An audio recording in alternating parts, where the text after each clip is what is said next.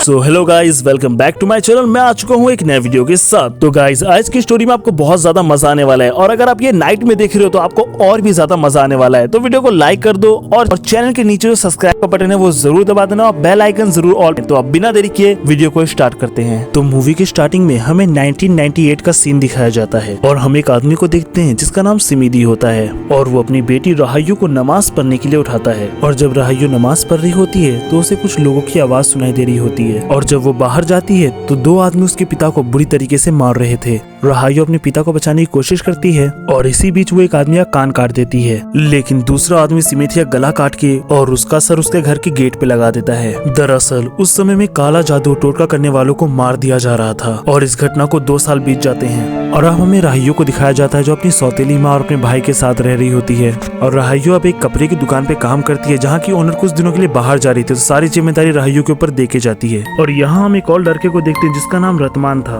रतमान वहाँ पे डिलीवरी का सामान देने के लिए आया था और वो राहायू को पसंद भी करता है, लेकिन वहीं पे एक लड़की जिसका नाम रीडी होता है, जिसकी दुकान राहायू के मालिक के दुकान के बगल में ही है। रीडी रतमान से कहती है कि वो राहायू से दूर रहा करे, वरना उस पे वो काला जादू कर देगी।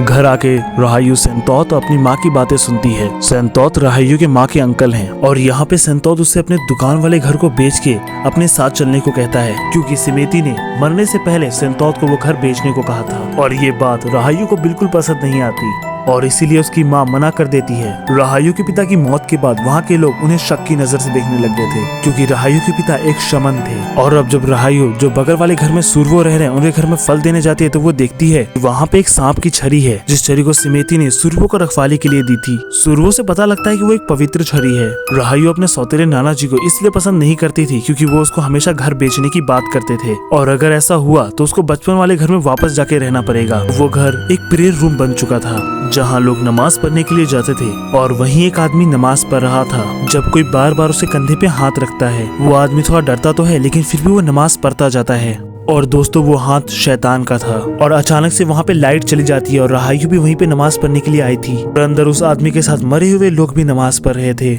लेकिन दरअसल वो शैतान थे। लेकिन वो आदमी के मुड़ के देखने पे वहाँ पे कोई भी नहीं था, और डर के मारे वो आदमी वहाँ से भाग जाता है। और अब जब राहायू नमाज पढ़ने के लिए लाइट ऑन करती है तो वहाँ पे एक शैतान खड़ा था, जो लाइट के ऑन होते ही वहाँ से गायब हो जाता है। अब राहायू नमाज पढ़ने लगती है, और जब वो नमाज पढ़ रही होती है तो उसके साथ एक शैतानी औरत की आवाज सुनाई देती है, जो उसके साथ ही नमाज पढ़ रही थी। राहायू को डर तो लगता है, लेकिन फिर भी वो नमाज पढ़ती रहती है। और अब जो लाइट जाती है तो राहायू के चारों तरफ शैतानी खड़े थे जो सब नमाज पढ़ रहे थे, और एक ही पल बाद वो सब राहायू को घेर के बैठ जाते हैं। और ये सब देख के राहायू चिल्लाती है और वो वक्त में पीछे चली जाती है, और वहाँ पे वो अपने पिता सिमेती को देखती है जो लोगों को ठीक किया करते थे, और जहाँ पे हमें सिमेती एक शैतान के रूप में दिखता है, जिसके अंदर से एक सांप निकलता है और उस आदमी के बुरे सांप को मार देता है। और अब वो सांप राहायू के पास जाता है। राहायू उसको पकड़ने वाली, तभी सिमेती उसको पकड़ के एक छड़ी में बदल देता है, जो छड़ी हमने कुछ देर पहले ही देखी थी। और उसके बाद ये सब देख के राहायू वहाँ से भाग जाती है और असल दुनिया में आ जाती है। अब हमें अगले दिन का सीन दिखाया जाता है, जहाँ पर हम देखते हैं कि रीडी की दुकान से कोई भी सामान नहीं ले रहा होता है, बल्कि सारे ग्राहक तो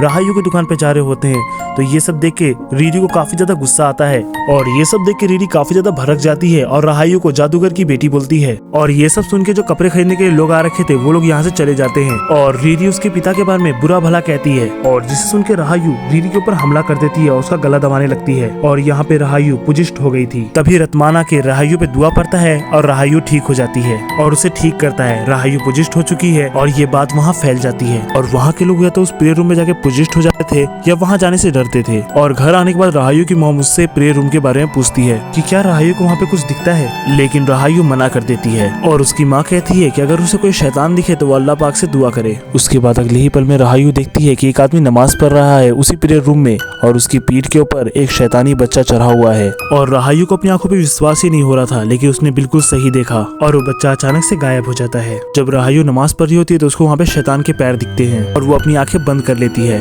और तभी शैतान उसके सामने आ जाता है, जिसके पास उसका कटा हुआ सर होता है और उसके मुंह से खून निकल रहा होता है। और हम देखते हैं राहायू शैतानों के बीच में लेटी हुई थी, और शैतान उसको डराते हैं, लेकिन राहायू अपनी जान बचा के वहाँ से भाग जाती है। इधर रीडी की माँ सभी लोगों को इकट्ठा करके लाई थी, और राहायू की माँ से जवाब मांगती है कि राहायू ने रीडी के ऊपर ऊपर हमला क्यों किया। और साथ ही रिहायू की माँ पे झूठा इल्जाम लगाती है कि उसने मेरी बेटी के ऊपर जादू टोना किया है। और तभी वहाँ पे राहायू आ जाती है जो रीरी से माफी मांगती है, लेकिन रीरी की मॉम बोलती है कि राहायू एक शैतान की बच्ची है, इसलिए उसके पिता का सर काट दिया गया क्योंकि वो काला जादू करता था।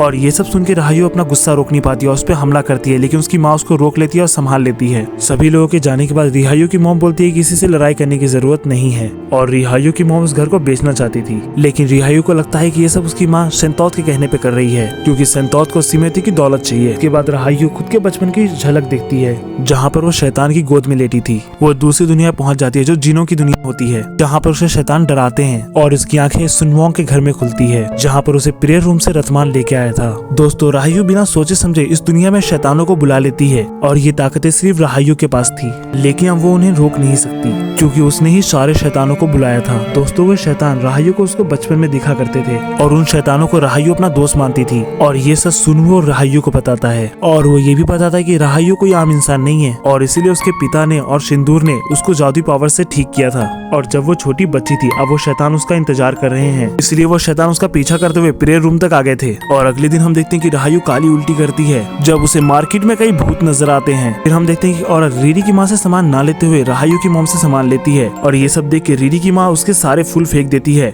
और उनको बुरा भला कहती है।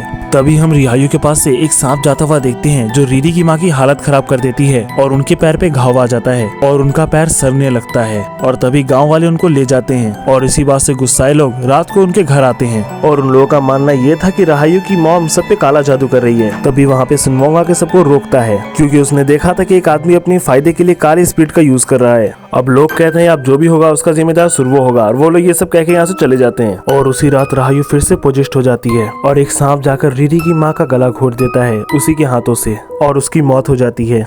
उस हादसे के बाद वहाँ के लोग इंसाफ चाहते थे, वो चाहते थे कि राहायू की माँ को सजा मिले। उसके बाद सुनवो राहायू की माँ को बोलता है सुनवोंग वॉत, यानी उसको मरने की कसम खानी होगी जिसके अंदर उसकी माँ को एक लाश की तरह बांधा जाएगा और वो कसम खाएगी अगर उसने काला जादू नहीं किया होगा तो वो जिंदा बच जाएगी वरना उसकी डेथ हो जाएगी। लेकिन अपनी माँ की जगह वो कसम राहायू लेने को कहती है, लेकिन उसकी माँ उसको मना कर देती है। अब राहायू की माँ ओजोंग की कसम लेती है। उसके बाद उन्हें लाश की तरह बांधा जाता है और दूसरे वाले रूम में राहायू नमाज पढ़ती है और तभी उसकी माँ जिन्स की दुनिया पहुंच जाती है जहां राहायू के अंदर एक जिन को जाते हुए वो देखती है और राहायू पुजिष्ट थी। तभी उसकी माँ की आंख असली दुनिया में खुलती है और राहायू की माँ को जिंदा देख के सबको सबूत मिल गया था कि उन्होंने काला जादू नहीं किया है और लोग वहां से चले जाते हैं। अगले सीन में हम सुनतौत को सेरवोन से बात करते हुए देखते हैं और सेंगवोन बोलता है जिस घर में राहायू भी रह उसको पवित्र करना होगा और राहायू के ऊपर जादू टोना करना जरूरी था। वो घर सिमेती को एज अ गिफ्ट दिया गया था ताकि वो लोगों को काला जादू से छुड़वा सके, लेकिन सुरवो कहता है कि सेंतौत सिमेती की दौलत चाहता है इसलिए वो राहायू के ऊपर जादू टोना करना चाहता है।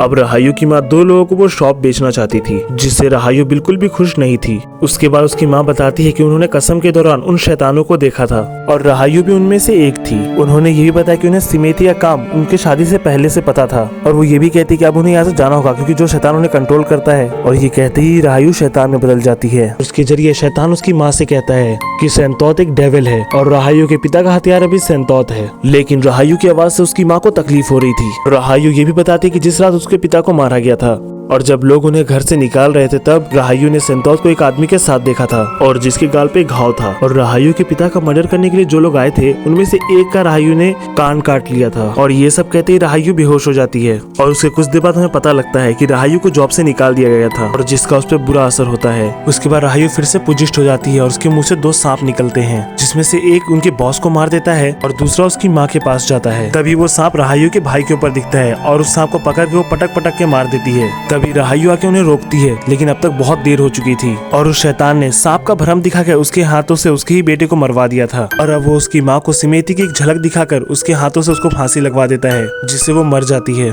और अब राहायू की आंख सेंतौत के घर में उसकी वाइफ के सामने खुलती है जो उसको बताती है कि सेंतौत एक अमीर आदमी है और उसे राहायू के पिता के पैसों की जरूरत नहीं और सेंतौत ने सिमेती को अपने बेटे की तरह ही देखा और वो राहायू को चोट नहीं पहुंचाएगा। हमें यहाँ ये भी पता चलता है कि सेंतौत की पत्नी बिल्कुल राहायू की तरह थी जो अपने पावर्स पे कंट्रोल नहीं कर पाती थी और उसी की वजह से कई लोगों की मौत हो गई थी, लेकिन तब सेंतौत ने उसकी मदद करी थी। उसके बाद सेंतौत की वाइफ बोलती है कि राहायू किसी न किसी तरीके से उस प्रेयर रूम से जुड़ी हुई है जिसमें सिमेती प्रैक्टिस किया करता था। राहायू को प्रेयर रूम से बुलाता है इसलिए वो जिन की दुनिया से जुड़ी हुई है, लेकिन राहायू के ऊपर एक्सोर्सिज्म करने से पहले उसकी परमिशन की जरूरत होगी। और अगले सीन में हम देखते हैं कि सेंतौत की वाइफ बोलती है कि जाओ उस चीज को ढूंढो जिससे राहायु जिन से जुड़ी हुई है और जिससे राहायु उस जिन से जुड़ी हुई है। ढूंढने पे उनको वो चीज मिल भी जाती है। अब राहायु का एक्सोर्सिज्म शुरू होता है, लेकिन राहायु अपने अंदर के शैतान को निकलने की इजाजत नहीं देती, क्योंकि उसने वहाँ पे उसी आदमी को देखा था जिसके चेहरे पे घाव था और उसके अंदर बदला लेने की चाह थी। उसके बाद हम देखते हैं कि राहायु के सामने वही सांप की छड़ी रखी जाती है जिसे सेंतौत ने सुरवो से ले लिया था